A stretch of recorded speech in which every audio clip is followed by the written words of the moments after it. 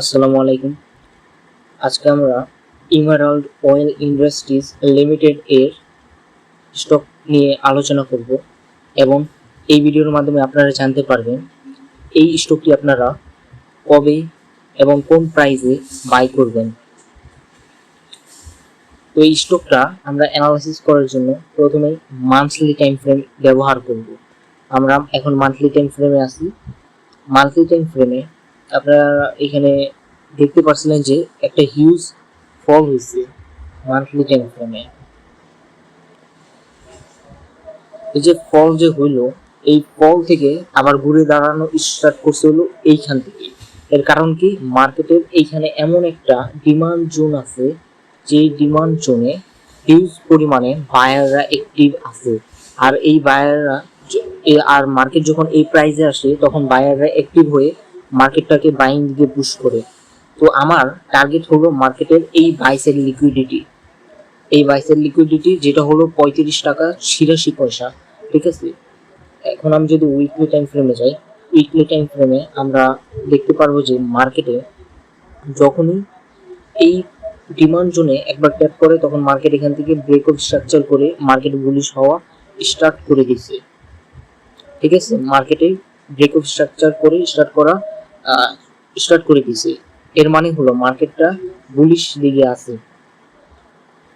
এবং আমি এখান থেকে ডেইলি টাইম ফ্রেমে যাই। ডেইলি টাইম ফ্রেমে আসার পরে আমি এখান থেকে দেখতে পারবো যে মার্কেটে এখানে ব্রেক অফ স্ট্রাকচার তৈরি করছে এবং এটা হলো হায়ার হাই এবং এটা হলো হায়ার লো। এটা হায়ার লো এবং এটা হলো হায়ার হাই।